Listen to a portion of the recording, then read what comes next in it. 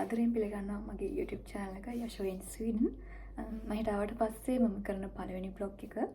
මොකද මෙච්චර මේ දවස් ටිකේ මම share කරේ short videos විතරයි.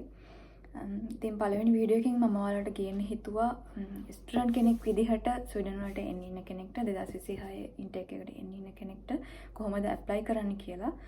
මොකද අද ඔක්තෝබර් 16 අද open වෙනවා 2026 intake එකට application open වෙනවා. ඉතින් මම කරපු විදිහ මම පෙන්වන්නම් කොහොමද මේ මම ඔක්කොම ඇප්ලයි කරේ තනියම කිසිම ඒජන්සියක් කරා නෙමෙයි. හරියට කල්පනාවෙන් වැඩේ කරනවා නම් process එක හරිම ලේසි. එහෙනම් අපි බලමු කොහොමද වැඩේ කරන්න කියලා. ඉතින් මේ තියෙන්නේ ඒ වෙබ්සයිට් එක. ඒක තමයි universityadmissions.sc.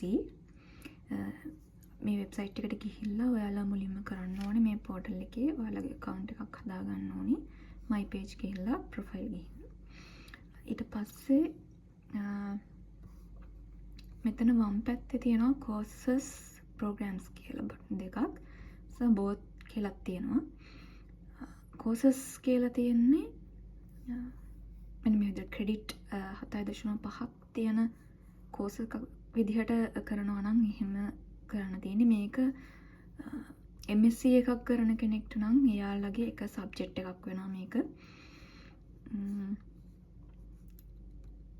නැත්තම් exchange student කෙනෙක්ට Erasmus student කෙනෙක්ට වගේ එහෙම එනවා නම් එක course එකකට විතරක් එනවා නම් වගේ අයට තමයි මේක select කරලා පොඩි payment එකක් තියෙන්නේ. සහ පොඩි කාලයක් තියෙන්නේ මාසික වගේ කාලයක් තියෙන්නේ. ඒක සබ්ජෙක්ට් එකක් විදිහට යන නිසා බැචලර් එකකට හෝ මාස්ටර් එකකට එනවා නම් ඔයාලා දෙන්න ඕනේ මේ ප්‍රෝග්‍රෑම් කියන එක. මෙතනින් ටික් කරගන්න ඕනේ ඔයාලා ඊට පස්සේ බැචලර් ලෙවල් එකක්ද මාස්ටර්ස් ලෙවල් එකක්ද කියලා. දැන් මම මෙතන ටික් කරලා තියෙනවා මාස්ටර්ස් ලෙවල් එක. එතකොට තියෙන සියලුම මාස්ටර්ස් ඩිග්‍රී ටික මෙතනින් පෙන්නනවා හැම යුනිවර්සිටි එකකම ස්වීඩන් වල තියෙන.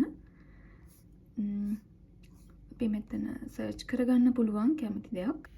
mechanical engineering කරන කෙනෙක්ට බලමු කොහොමද යුනිවර්සිටි එකක් select කරගන්නේ කියලා. දැන් search දුන්නාම එතන පෙන්නනවා ස්වීඩන් වල තියෙන හැම යුනිවර්සිටි එකක්ම location එකත් එක්ක. ඔයාලා කැමති field එකකින් මෙතනින් select දීලා මම මෙතන select දෙනවා mechanical engineering master program Linköping එක.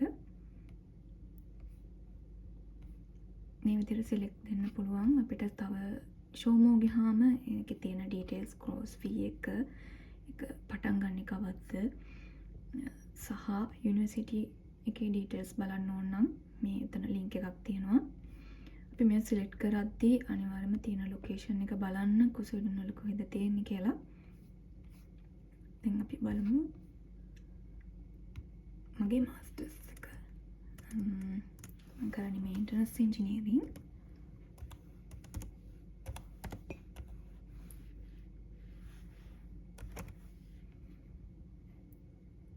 එතන type කරලා තියෙනවා. අපි ඒක select කරලා බලමු.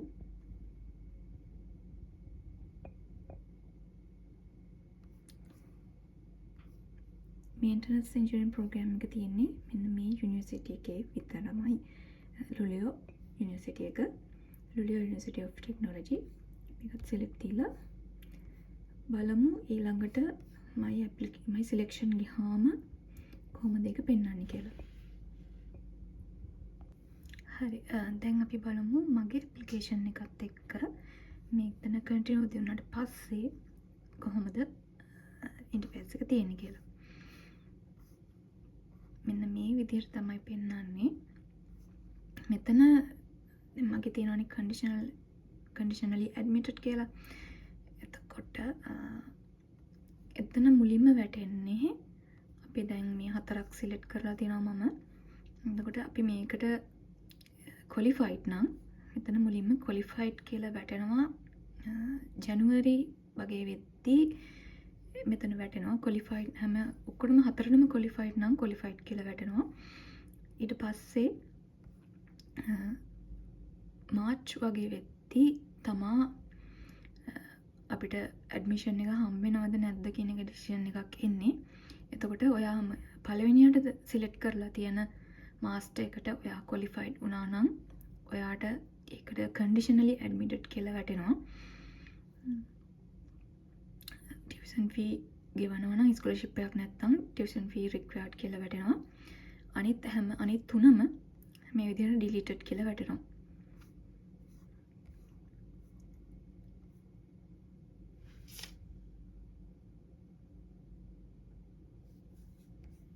එහෙම නැත්තම් ඔයාට ක්වොලිෆයිඩ් වෙලත් queue එකේ සීට් නම්බර් ඔෆ් සීට් ගාන අඩුයි නම් කියන්නේ රිසර්ව් වගේ ඉන්නවා නම් මෙහෙම ඉන්ෆර්මේෂන් ගියාම more ඉන්ෆර්මේෂන් ගියාම ඒක එතන පෙන්නන ඔයා queue එකක ඉන්නවා නම්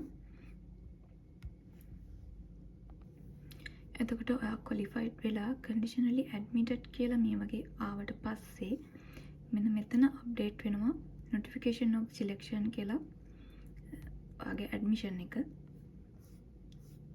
මේ විදිහට ඒකේ වගේ ඩීටේල්ස් මුලින් වැටිලා ඇඩ්‍රස් එකත් එක්ක මේ විදිහට පස්සේ මෙන්න මේ පේජ් එකේදී අප්ඩේට් වෙනවා ඇඩ්මිටඩ් කියලා ඔයා සිලෙක්ට් කරපු අනිත් ප්‍රෝග්‍රෑම්ස් ඩිලීටඩ් කියලා වැටෙනවා. එතකොට ඔයා මුලින්ම කැමතිම එක පළවෙනියට තමා සිලෙක්ට් කරලා ඇප්ලයි කරන්න ඕනේ. මොකද ඒකට විතරයි මේ ඇඩ්මිෂන් එක හම්බ වෙන්නේ ක්වොලිෆයිඩ් වුණොත්. පළවෙනි එක ක්වොලිෆයිඩ් වෙන්නේ නැතුව ඔයා දෙවෙනියට දාපු එක ක්වොලිෆයිඩ් වෙනවා නම් ඒකට තමයි ඇඩ්මිෂන් එක හම්බ වෙන්නේ.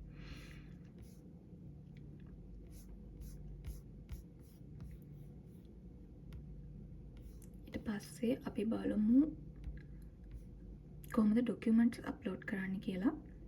ඔයා UK ඩිග්‍රී එකක් වගේ කරලා තියෙනවා නම් ඔයාට ඩිරෙක්ට් ඩොකියුමන්ට් අප්ලෝඩ් කරන්න පුළුවන්. ඊට පස්සේ අප්ලෝඩ් කරන්න ඕනි ඔයා කරලා තියෙන ඩිග්‍රී එක, ඩිග්‍රී සර්ටිෆිකේට් එක සහ ට්‍රාන්ස්ක්‍රිප්ට් එක. ඔයාලගේ ඩොකියුමන්ට් වල මොනවා හරි අඩුපාඩුවක් තියෙනවා නම් ඔයා ක්වොලිෆයිඩ් වෙන්න කලින් මෙන්න මේ මෙසේජ් කියන බොක්ස් එකට එයාලා මෙසේජ් එවනවා. මෙසේජ් එකක් විදිහට මෙන්න මේ විදිහට එවනවා මොනවා හරි ඩොකියුමන්ට් රික්වෙස්ට් කරනවා නම්. උදාහරණයක් විදිහට මගෙන් ඉල්ලලා තිබ්බා ප්‍රෝග්‍රෑමින් කරලා තියෙනවා කියලා ප්‍රූෆ් කරන්න. එතකොට මම මගේ සිලබස් ඩිග්‍රී සිලබස් එක සහ මම කරපු ප්‍රොජෙක්ට් එක ඒට අදාළව කරපු ප්‍රොජෙක්ට් එක මම අප්ලෝඩ් කරා. ඒ වගේ හරිම ලේසි කියලා කියමු මේකයි මේ ප්‍රොසෙස් එක. එහෙනම් ඔයාලට මීට අමතරව දෙයක් දැනගන්න තියෙනවා නම් කමෙන්ට් එකක් දාන්න. ලස්සන වීඩියෝ එකකින් හම්බ වෙනකම් ගිහින් එන්න. සබ්ස්ක්‍රයිබ් කරන්න.